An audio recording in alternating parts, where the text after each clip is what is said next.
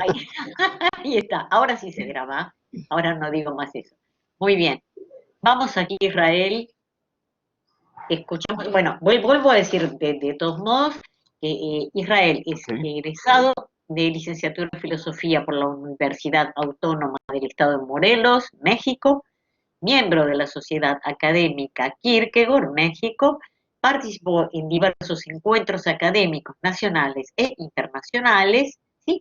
Y el título de la ponencia, que todos esperamos con alegría, es Existencia como juego, Kierkegaard y su filosofía infantil. ok. Bien. Muchísimas gracias, María del Carmen. Am, Ahora sí me escuchan bien. Sí, sí, sí. Perfecto. Una amiga me acaba de prestar su computadora, me vino a salvar el día. Entonces, estoy muy contento por eso. Y bueno, para no retrasarnos, eh, les agradezco por la invitación. Ana, Graciano, Oscar, a ti María también y por la paciencia de ustedes que nos están viendo, escuchando. Eh, Esta ponencia en realidad tiene tiempo que la llevo pensando, no es un trabajo terminado obviamente, porque realmente Kierkegaard no me permite ponerle punto y final a algo. Eh, Está inspirada en alguien muy especial, que es mi hijo, un niño de 2 años, que justamente creo que vino a darle mucho matiz a muchas concepciones que yo tenía muy cerradas o muy concretas y que me hizo entender también muchas cosas acerca de lo que yo ya había leído en Kierkegaard, ¿no? Especialmente la parte de no tomarme tanto las cosas en serio, pero tomármelas muy en serio, ¿no? Que es como esta paradoja del juego. Entonces voy a dar lectura a la ponencia, ya con más calma, y comienzo. Conocida ya es la historia, para los lectores incautos de este pensador, la referencia autobiográfica que aparece en las páginas de su obra no publicada De Omnibus Dubitandum, cuando narra la infancia de Johannes Climacus y los largos paseos que hacía con el padre dentro de su casa, que se terminarían convirtiendo en un reino. Que daba como lugar un mundo que comenzaba a existir con las palabras del padre, como si aquella palabra creara tal como aquella palabra que en el Génesis, Elohim, el Señor, pronunciara para su favorito, a quien le ha permitido ideas sensatas, irónicamente con tanta alegría. Esta experiencia, asociada a la infancia, ya tan expuesta por varios biógrafos del autor danés, es nuestro punto de partida para comenzar con la siguiente reflexión acerca del juego, como una categoría de pensamiento, o más bien nos arriesgamos a decir que el proyecto de pensamiento de Kierkegaard.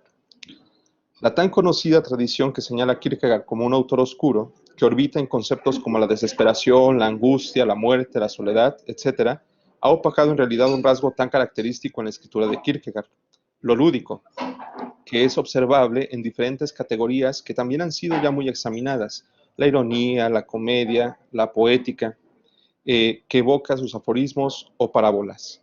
No obstante, señalar a Kierkegaard como alguien que en cada discurso, en cada obra, no es ese autor aislado, frío, sino más bien alguien que constantemente busca compañeros de juegos con quien jugar, con quien romper y transmutar las reglas, cuantas veces se requiera, puede ser una empresa difícil. Nuestro niño Kierkegaard constantemente hace referencia al esfuerzo de guardar en su corazón aquel rasgo de inocencia que le fue permitido y que nunca se le arrebató, que tras la muerte de su padre apreció con más ahínco, a quien dedicó las siguientes palabras: mi padre murió el miércoles a las 2 de la mañana. Yo deseaba profundamente que hubiese vivido un par de años más y entiendo su muerte como el último sacrificio que su amor hizo por mí, porque él no murió por mi culpa, sino por mí, para que yo pudiera hacer algo de mi vida. De todo lo que heredé de él, lo que más valoro es su recuerdo, su imagen transfigurada, no por mis fantasías, sino por muchos trazos que ahora veo. Eso es lo que más valoro e intentaré mantener en secreto para el mundo. Él era un fiel amigo. ¿Qué podía dejar en su corazón un hombre que trabajó con dureza desde niño, a pesar de la falta de estudios, a pesar de las desgracias que vivió para que nuestro escritor pudiera vivir su infancia, su enfermiza infancia, eligiendo lo que su corazón le llamaba y dejándose elegir por eso que siempre le pareció un misterio, para que no renunciara a su vocación, a su pasión, a eso que le daba sentido a su vida? Kierkegaard lo sabía. El amor de ese padre que jugaba con él, que exigente sí, pero exigencia veía en su hijo un rostro que no era el de él, Ese amor llevó a nuestro pensador por una vereda que solo los valientes, solo los jugadores son capaces de acceder. Este amor es, como señala Rubén Alves, teólogo, la verdad decisiva, pues como bien dijo, hay discursos que se dicen totalmente de una vez y que se agotan, fijando límites y levantando cercos, pero también hay discursos que nunca se dicen porque guardan siempre en parte un secreto y misterio. Más adelante, Alves señala, yo aprendí con Kierkegaard, lo que importa no es lo que se dice, sino cómo se dice. Comprendo el espanto de todos, y para amenizar la situación yo invocaría entre los muertos a un contador de parábolas, dice Alves. Kierkegaard nos diría de un danzarín curioso. Y cito, si un danzarín diese saltos muy altos, podríamos admirarlo, pero si él intentara dar la impresión de poder volar, la risa sería su merecido castigo, aunque él fuese capaz de verdad de saltar más alto que cualquier otro danzarín. Los saltos son actos de seres esencialmente terrestres que respetan la fuerza de gravedad de la Tierra, ya que el salto es algo momentáneo. El vuelo nos hace pensar en seres emancipados de las condiciones telúricas, un privilegio reservado para las criaturas aladas. Kierkegaard entiende que a los niños no se les puede quitar las alas. Ya en sus diarios, el autor danés expresa su repulsión hacia la educación de los niños en la comunidad danesa. Kierkegaard señala, uno debe de aprender de los niños, de su maravillosa genialidad, que sí es cierto, necesita ser orientada, pero no terminada como consideran los sabiondos. A esa gente tan razonable que considera que no vale la pena hablar con los niños, les diré en nombre de Hamann, responder a los niños es realmente algo riguroso. Fin de la cita. Asimismo, el 18 de julio de 1837, Kierkegaard en un breve pasaje explica cómo entiende su sociedad el amor al prójimo, y dice lo siguiente, hay que amar al prójimo como a sí mismo, dicen los burgueses, de tal modo que educan a los niños para los fines del Estado. Cuando piden una tenaza, el otro que está lejos debe responder, con mucho gusto. Por la otra parte, uno debe de acordarse de las visitas de las condolencias. Pero si alguien alguna vez necesita ayuda y notan que esa persona no puede devolverles el mismo favor, entonces esos niños consideran que no es su prójimo. Fin de la cita. Esto que señala Kierkegaard me recuerda un poco a lo que Walter Benjamin ya había mencionado en uno de sus pasajes del texto titulado Juguetes y Juegos. Y dirá lo siguiente, lo que no saben los adultos es que en realidad comparten una naturaleza infinita que abre de lo imposible a lo imposible. Solo hay un enemigo al vencer, que cuando a la mesa de desayuno se quiere introducir en el niño la idea del prójimo, describiéndole el trabajo de todos aquellos a quienes les debe los goces que experimenta, quizás sea triste que tales perspectivas sobre la vida muchas veces se abran. No se podrá causar más daño a la ética que intentar basarla en ejemplos, pues es necesario que todo ejemplo que se me ofrezca sea el mismo juzgado previamente según principios de moralidad, para saber si algo es digno de servir de ejemplo, pero de ninguna manera puede brindarnos el concepto de ética sobre todo. El niño, solo a través de la enseñanza moral, ¿no?, necesita de ese tipo de explicaciones para que conozca el altruismo y la simpatía, pero estos sentimientos no son vivenciados en la clase moral, sino en la comunidad. Fin de la cita. No es casual que lo primero que hace Kierkegaard para romper con la educación que se le da a los niños es escribir. Su proyecto de escritura consiste en cambiar las reglas, las categorías y por tanto los nombres. Jugar con el lenguaje. Ya eso que Giorgio Agamben ha entendido muy bien en su texto Magia y Felicidad, cuando recuerda otra vez lo que dice Benjamin, y cito, los adultos son Benjamin dijo una vez que la primera experiencia que tiene el niño del mundo no es que los adultos sean más fuertes, sino que los adultos no son capaces de hacer magia. Fin de la cita. Agamben comprende que en el mundo de los niños, los adultos no tienen cabida porque no saben cómo destruir el lenguaje. Agamben dice, solo la magia puede hacerlo. Esto no se le escapó al genio infantil de Mozart, que en una carta a Bullinger señaló con precisión la secreta solidaridad entre magia y felicidad. Vivir bien y vivir feliz son dos cosas distintas, y la segunda sin alguna magia no se me ocurriría, por cierto. Para que esto suceda, debería ocurrir alguna cosa verdaderamente fuera de lo natural.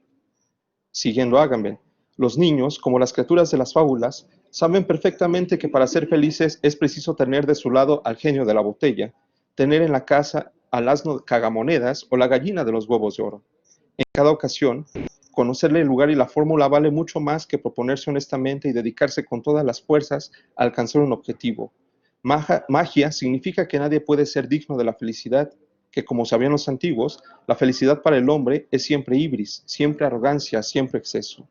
Pero si alguien llega a reducir la fortuna con el engaño, si la felicidad depende no de la persona que es, sino de esa nuez encarada o de un ábrete sésamo, entonces y solo entonces se puede ser realmente feliz. Porque jugar, y fin de la cita, porque jugar es citar esa frase talmúdica, abracadabra, que significa he creado lo que hablo. Kierkegaard comprende bien esto. Kierkegaard sabe hebreo.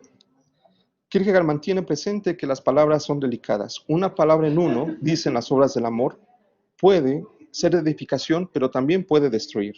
Por eso comprende que la expresión no puede ser un derecho universal si antes no sepa la labor de pensar.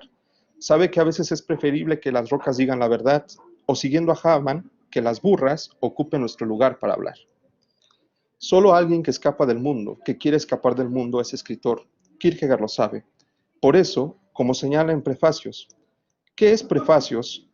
Prefacios, bueno, para los que quizá no conocen, es un texto, ¿no?, firmado, bueno, sabemos que no sabemos bien que lo firma, sabemos que es un hombre casado, que se pregunta lo siguiente: ¿qué es Prefacios sino la comedia donde un hombre casado se siente atrapado en el deber del adulto, comprometido con los roles del esposo, de ciudadano, y que carga con la culpa y acusación hacia sí por traicionar al objeto de su deber, en este caso su esposa? Este hombre se esconde, necesita una guarida, una cueva, una caja en la cual jugar y gozarse de la pura experiencia de escribir, no para ser un escritor que denote fama por sus publicaciones, no para ser comentado entre los círculos intelectuales o para ver su nombre en las portadas de los bestsellers. Este hombre solo quiere escribir prefacios, aquellos textos divorciados del texto que acostumbran tan solo dar referencias, ¿no? Aquellos que elogian o eliminan a un autor, aquellos textos que a lo vez determinan cuántos ejemplares se han de vender y cuántos van a ser redituables. A esos textos que el escritor que los escribe ha canjeado el mundo de posibilidad infinita por dinero. Porque se pregunta el hombre, ¿qué es un prefacio? ¿Qué es escribir un prefacio? Escribir un prefacio es como haber llegado, como estar en un agradable salón recibiendo el deseado objeto de la añoranza, sentado en un cómodo sillón, llenando una pipa, encendiéndola, y luego tener mucho de qué hablar. Escribir un prefacio es como darse cuenta de que uno empieza a enamorarse, el alma se centra dulcemente inquieta, el misterio queda resuelto y cada acontecimiento es un indicio de la transfiguración.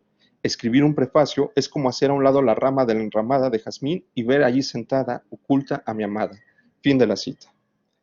Este hombre se pregunta, ¿quién es? ¿Cómo es quien lo escribe? Es saludo y despedida a una misma persona, alegre, despreocupado, satisfecho consigo mismo, pero también un inmoral, un irresponsable, alguien que no va a la bolsa de valores para beneficiarse, no lleva recados en nombre del sistema, no paga cuotas de la deuda nacional y es más, dice este hombre, no toma la vida en serio. En otras palabras, ¿qué es este personaje de prefacios sino un niño o una niña si fuese el caso, un infante o un enfant, es decir, alguien sin habla, o mejor dicho, que no comparte los códigos del sistema de comunicación, que aun cuando pronunciara algo, sea que sea, seguramente nadie lo entendería, está imposibilitado, es incapaz de comunicarse. Este esposo guarda un parecido infortuito con el Abraham bíblico, ese que ya describió el copista Johannes de Silencio como un hombre que por más que lo desee, por más deseable que fuera compartir su patos, le es imposible decir algo. Solo a través del escándalo, del llanto, de la risa, del gesto, es posible aproximarse a lo que Abraham realmente experimenta. Nuevamente, Kierkegaard nos presenta a un pequeño de quien solo es posible tener acceso a lo que vive a través del gesto, del movimiento, de la facie, la que por cierto es utilizada por los pediatras tan elocuentes y objetivos para reconocer si un niño está sano o no. Johannes es el pediatra del Abraham niño y ha reconocido todos sus síntomas y dentro de estos algunos signos que posiblemente no pueden decir algo sobre él. Primer síntoma, Abraham se duele.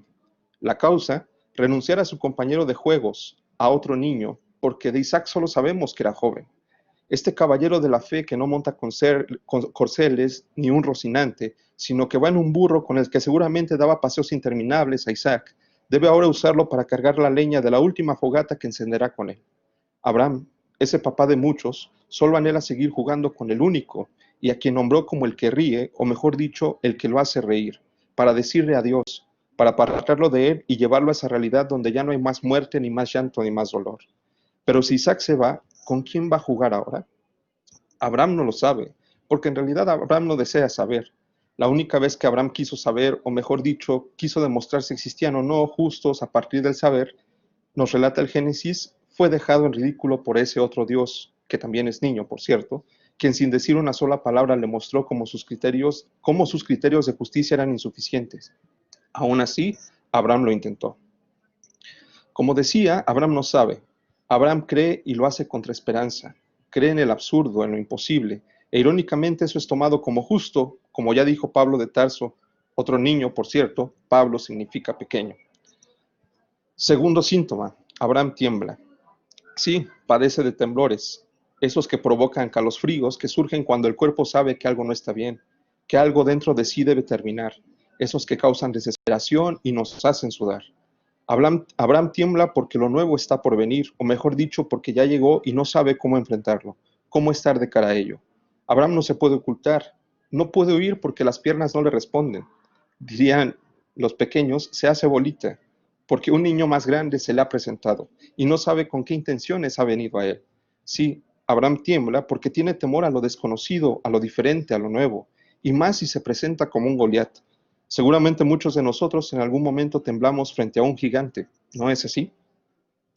Tercer síntoma, Abraham pierde la voz, se queda afónico. Y es que la imposibilidad de contar lo que pasó, que ha tenido que renunciar a su compañero de juego tras escuchar la voz de aquel otro Dios, sabe que ante sus compatriotas, ante su esposa, ante todo el mundo, ha actuado mal, ha roto las reglas, y eso en el mundo adulto tiene un costo, quedarse sin alguien en el mundo con quien jugar. Pero por ahora dejemos el caso de Abraham, siguiendo otras peculiaridades del Kierkegaard niño. En Las sombras del amor existen numerosos ejemplos en los cuales nuestro autor pone en medio a los niños para hablarle a sus lectores. Uno de los que más ha llamado mi atención ha sido el siguiente, y cito: el amoroso no es ni quiere ser entendido en el mal, sino que a este respecto es y permanece siendo, quiere ser y permanecer siendo un niño. Ahora pon a un niño en una cueva de ladrones, a condición de que no permanezca con ellos tanto que él mismo se corrompa. Déjalo estar únicamente por corto periodo de tiempo. Deja que vaya a casa y cuente todo lo que ha vivido. Verás cómo el niño que, como todo niño, es buen observador y está en posesión de una memoria prodigiosa, lo contará con todo con pelos y señales, pero de tal manera que a pesar de todo, lo más importante será omitido. De suerte que quien no supiera que el niño había estado entre ladrones, tampoco caerá en ello con ocasión de la narración del niño. ¿Qué era lo que el niño omitía? ¿Qué es lo que el niño no ha descubierto? Precisamente el mal. Con todo, la narración del niño relataba exactamente lo que había visto y oído. ¿Pero qué le falta al niño? ¿Qué es lo que con tanta frecuencia convierte la narración de un niño en una mofa respecto a los mayores? Se pregunta Kierkegaard. No es otra cosa que entender el mal, que el niño carece del conocimiento del mal y que el niño ni siquiera tiene ganas de entenderlo. Claro, no hay duda. Solo un niño es posible descubrir que no hay mal a través del otro Dios niño, de ese Dios que también es incapaz de ver el mal, de ese Dios que cubre la multitud de pecados, diría Kierkegaard. Pero también él sabe que a Dios le gusta jugar al escondite. Es más, es el primero en jugar a esto con nosotros. Bajo su otra máscara, Johannes Climacus señala cómo Dios debe hacerse el más pequeño, un siervo, para que el hombre pueda vivir en esa vida de juegos, en lo que él llama el instante, esa plenitud en el tiempo. Y cito: para que pueda realizarse la unidad, Dios tiene que hacerse semejante a Él. Y en efecto desea mostrarse igual al más humilde, pero el más humilde es quien ha de servir a los otros. Por tanto, Dios quiere mostrarse en la figura del servidor. Esta forma de siervo no es como si un rey se pusiera encima una capa de pobre, que por sentarle mal delatara al rey, ni tampoco como el ligero atuendo veraniego de Sócrates. ¿No? Esta forma de siervo es su verdadera figura.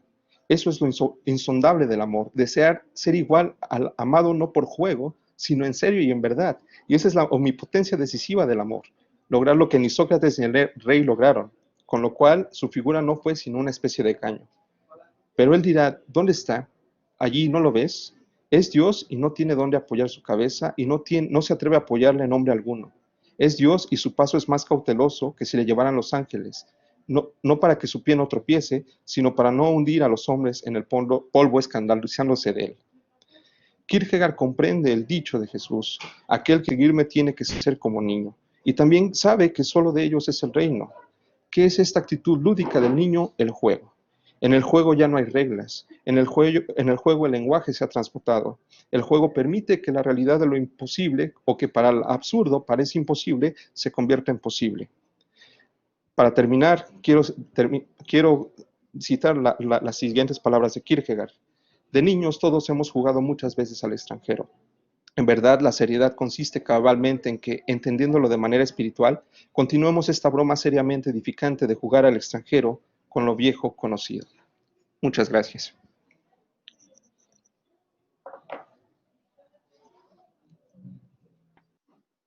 Este, eh, bueno, quiero saber si alguien, mientras tanto te digo que digamos, en general, ¿no? Pero particularmente tu interpretación de niño de Abraham Niño me conmocionó, me emocionó mucho. Bueno, a ver, bien, hermoso tu texto Israel, dice Elsa, sí, hermoso. Cristian Enzo, lo que expresaste sobre Kierkegaard y el querer cambia el sistema educativo en relación a la iglesia. ¿Mm? Me hizo recordar no sé quién es, Malala, lo conoces, Yousafzai, en su frase, un niño, un profesor, un libro y un lápiz pueden cambiar al mundo. ¿Eh? Esta relación se debe a que ambos, atemporales, desean cambiar las cosas a través de acciones o la escritura. Además, ¿es una crítica al adultocentrismo? ¿Mm? Nietzsche presenta, el último de los tres estadios, el niño. Bien, eh, ¿quieres responder algo a eso? Eh, sí, la frase de Malala, de hecho, es como muy conocida y sí, ¿no? Precisamente hay varios pasajes en los diarios, no los incluí todos. Les digo que este texto está muy lejos de estar acabado, donde Kierkegaard precisamente señala cómo los cuentos, ¿no? O critica como mucho la labor de las nodrizas al contarle cuentos a los niños, ¿no? Sí, Porque de algún modo les reducen, ¿no? Al niño o los meten como en un mundo ya delimitado, ¿no? De la posibilidad. Y justamente cuando yo leo a Kierkegaard, me imagino a ese niño, ¿no? Que intenta jugar con todo, ¿no? Que en su comunicación indirecta sus seudónimos no son más precisamente que personajes, ¿no? Con los cuales él crea sus propios compañeros de juego para dialogar, para recrear posibilidades, ¿no? Algo que obviamente en su época pues no era muy bien visto, ¿no? De hecho, el texto de Prefacios en algún momento, y él se lo recordará, lo analizamos en un seminario, y justamente Prefacios por eso es un texto bastante controversial, porque va dirigido específicamente, ¿no? A ciertos editores, a ciertos lectores, que de algún modo pues solamente buscan, ¿no? O escriben por la fama, por el reconocimiento, ¿no? Y en este caso sí es como muy directo, ¿no? Habla de un hegeliano, no me acuerdo ahorita el nombre, que irónicamente también fue como su mentor, su maestro. Entonces, y sí, justo, ¿no? Yo creo que al menos la idea de la ponencia era como mostrar también cómo nosotros desde adultos ya ponemos a veces las barreras, los límites, ya estructuramos al niño para que se dé una forma, le reducimos que realmente hay como un mundo, ¿no? Infinito, al cual solo tiene acceso brincando, saltando, ¿no? Danzando. ajá. Y bueno, gracias Cristian por la participación. Ah, bueno, y si siguen, bueno, digo, eh, Graciano Felipe Corica dice fascinante, adscribo, Cristian Enzo, a ver, Cristian Enzo dice, a ver, muy bueno Israel, te felicito, Karina Bataglia, muy linda ponencia, tendremos la desgrabación, Graciano Felipe Corica, qué tremendo trabajo Israel, gracias al gobierno pudimos escucharte. ¿A qué gobierno? Está bien, bueno. Sí sabrá, algo me parece que hay. No, Sí ayer, sabrá. María José comentaba que en la traducción de los papiros que ella estaba haciendo, Kierkegaard en vez de hablar de la providencia hablaba de gobierno. Ah, El gobierno. Entonces, gracias a Dios, gracias a la providencia pudimos escucharte porque es un trabajo hermoso, gracias Israel. Después te vamos a Muchas pedir el gracias. texto, te vamos a manguear el texto para poder compartirlo. Porque Sí, no, además estuvo la vecina providencial, la amiga providencial que apareció. Bueno, eh, bueno, listo, qué tremendo. Elsa dice, Kierkegaard ama la infancia porque la niñez se manifiesta en su alegre inmediatez. ¿Eh? También sabe que el adulto se adultera. ¿Eh? Jorge Vera Oyarzún, un texto muy edificante. Saludos desde Chile. ¿Eh? Angélica, preciosa ponencia Israel. Cristian Enzo, Elsa. ¿No? Y en ciertos casos el niño se adultera también, claro. De nada, gracias a vos, bueno, quedan, digamos, en diálogo, lo bueno se hace destellar. Muy buenas ponencias, dice Angélica, mis compañeros de los jueves. Elsa, buenísimo diagnóstico.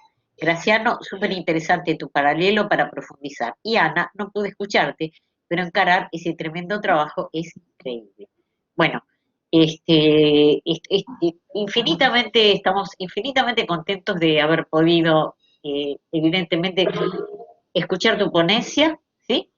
Y creo que quiere hablar Ana, ¿no es cierto? A ver, Ana. Sí, sí, porque Angélica dice, Angélica dice que no pudo escucharme, pero en realidad hablé bastante durante todo el día de las ponencias de hoy, pero de todos modos quiero decirle a Israel que a mí me conmovió, igual que a Mari Carmen, la exposición tuya, porque además soy súper papera yo, no mamera, papera. Entonces despertaste en mí la misma emoción que a lo mejor también a Mari Carmen, porque Sí, verdaderamente me conmovió recordar a mi padre y supongo que lo mismo tendrá tu hijo, la suerte de tener un padre como el que yo tuve, es lo que más le deseo a tu chiquito de 2 años. hermoso, Hermoso, hermoso, hermoso. Muchas gracias, Ana. creo que me hace llorar. Y bueno, y también recordé mucho a mi abuela porque el tema del contar cuentos, Kierkegaard dice, justamente yo recordaba en los diarios, lo dice eso, que hay muchas maneras de contar cosas a los niños, pero algunas nodrizas las cuentan muy bien porque ellas mismas son niñas. Bueno, yo tuve una abuela que fue así, una verdadera contadora de cuentos, que fue mágico para mí haber tenido esa abuela que tuve y el padre que tuve. Así que muchas gracias por recordarme todo esto y por poner de relieve la importancia que tiene el niño para Kierkegaard, que no siempre se trata, creo que es una de las pocas veces que yo haya oído hablar del niño en Kierkegaard como vos lo hiciste esta tarde o esta noche para nosotros. Así que muchísimas gracias y te mando un beso enorme, Israel. Es correspondido, Ana. Muchas gracias a todos también por la paciencia. En serio, me apena mucho pues estos fallos, pues, ¿no? Técnicos y agradezco que hayan esperado, no me hayan dado la posibilidad, mejor dicho. Muchas gracias. Mirá lo que nos hubiéramos perdido si no. Tu amiga hay que hacerle un monumento. Comparto con Ana lo que dice desde el punto de vista personal y yo tenía, digamos, mi padre tenía un humor tan infantil que era terrible porque no entendía la ironía. Y era alguien terriblemente inteligente, pero era impresionante. O sea, cuando yo era grande decía, no puede ser que este hombre no entienda la ironía cuando, bueno, no importa. Independientemente de esto, hay un punto, por ejemplo, yo lo recuerdo perfectamente en el postscriptum cuando define justamente el humor, ¿eh? Kierkegaard, justamente cuando cuando Clímaco define el humor, lo define y dice que un niño y un hombre mayor se pueden encontrar y pueden realmente compartir el juego. Los dos están jugando, ¿sí? Digamos, solamente el niño no se da cuenta y el que tiene humor sí se da cuenta, pero juega con el mismo humor. Es la inmediatez segunda, digamos, ¿no? La inmediatez segunda esa del humor. Digamos que efectivamente, yo creo, ¿cómo? Creo que está, que subyace en tu trabajo, que es esa inmediatez segunda y ese estado de humor lo que le permitió a Kierkegaard armar toda esa obra impresionante, porque sí, yo siento permanentemente el juego de Kierkegaard ahí. O sea que la imagen del Kierkegaard angustiado y tierno, no es que no tenga nada que ver, no son cosas opuestas, no son cosas opuestas. O sea, Exacto. no hay ninguna oposición entre tener una angustia terrible y poder, y poder tener ese humor, poder lograr esa inmediatez segunda. No son cosas contradictorias y que hable alguien más inteligente, vamos, Graciano, todavía. No, por favor, el centro que me tiraste.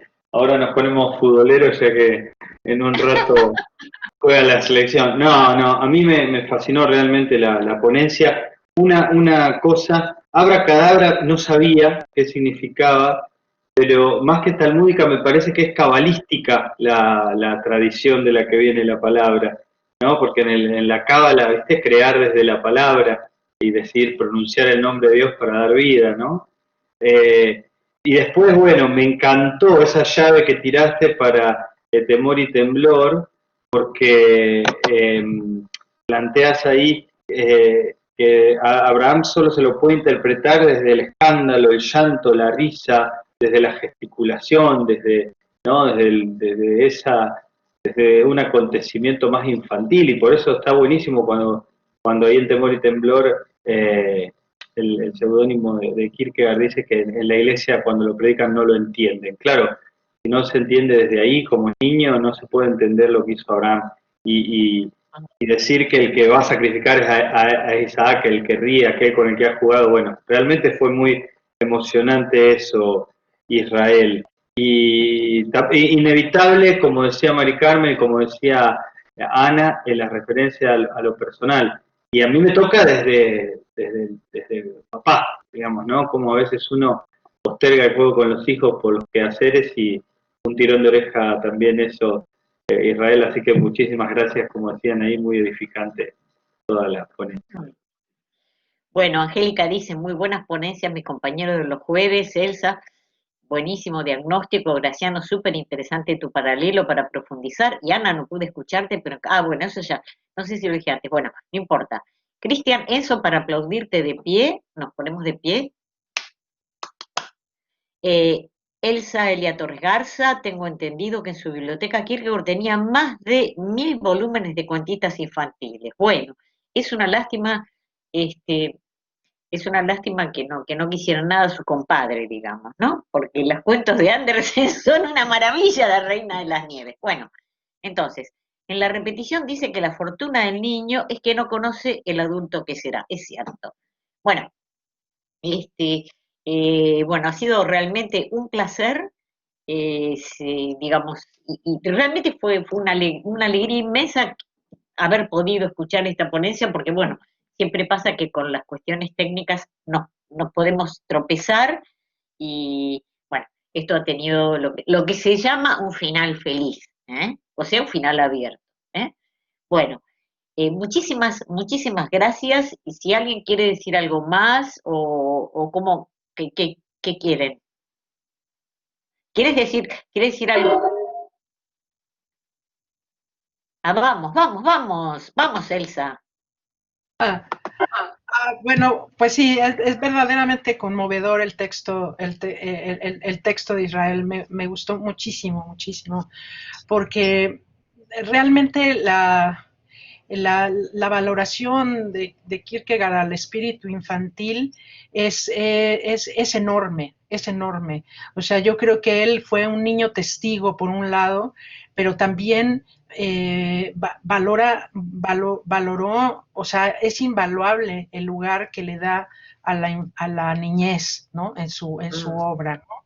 El hecho de que tuviera tantos libros de cuentos, y los cita, de hecho, cita, por ejemplo, a los hermanos Grimm, los cita en diferentes partes, especialmente, por ejemplo, Juan sin miedo aparece hacia el final del concepto de la angustia, y es increíble al final, cuando hacia el final de este texto tan denso, tan maravilloso del concepto de la angustia, cita a Juan sin miedo, ¿no? O sea, precisamente para referirse hacia aquel que es al suertudo, ¿no? Que cree que nada le toca, que no se le mueve ni un pelo, ¿no?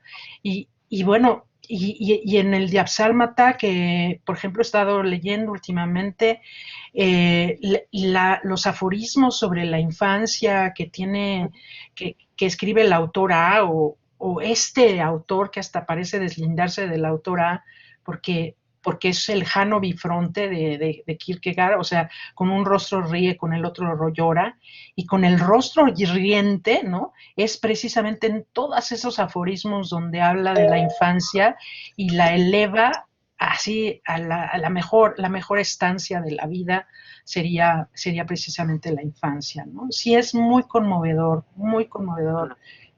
lo que has escrito, Israel. Muchas felicidades. Hermoso. Bueno, Ana quiere hablar. Sí, ¿Sí? para decir una sola cosa, que va dirigida a José Luis Evangelista Ávila.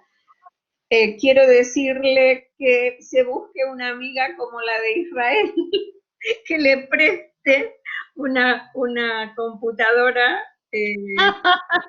Y sí, porque el trabajo de José Luis no lo hemos podido escuchar, desgraciadamente, y la verdad que no, por lo menos a mí me encantaría escucharlo, y ojalá pudiéramos, no sé, encontrarte un lugarcito mañana, por ejemplo. No sé qué piensan ustedes.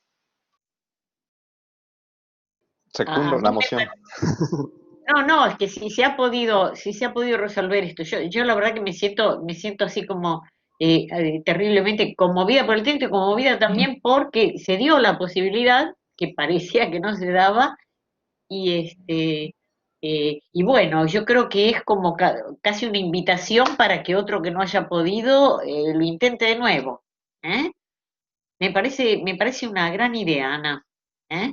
Claro, hay Sí. que saber, porque me encantaría escuchar a José Luis, realmente. Bueno, por favor, si puedes contactarlo, decirle que se tome 5 computadoras de 5 amigos y va de una a otra, ¿de acuerdo? Bueno, ¿alguna otra cosa? Creo que el problema fue que a la hora en que me tocó fue la entrada a clases virtuales, y en mi colonia hay muchos estudiantes. Creo que eso sí puede pasar. Bueno, lo vamos a conversar entonces. Te digo realmente, yo he tenido problemas con ese tipo de cosas, o sea que hay horarios en que depende del lugar también, en que todo está tan colmado que dejan de funcionar. O sea que bueno, si se puede, Entonces, Mari Carmen, hablamos con todos para ver si mañana le buscamos un lugar a José Luis, ¿está bien? ¿Les por parece supuesto. bien? No me parece bien, me parece perfecto. Gracias. Bueno, entonces dejamos las jornadas hoy con alegría, no con alegría de dejarlas, sino con alegría de recomenzar mañana, y agradecemos infinitamente agradezco infinitamente a los expositores que de hoy, a Elsa, a los que tuve en este grupo, a Elsa, a Graciano y a Israel. Y bueno, nos vemos entonces todos mañana, con alegría. Hasta mañana. Acordate, Mari Carmen, de parar la grabación. Sí, por supuesto, porque si no me pongo a decir tonterías sola y no te cuento.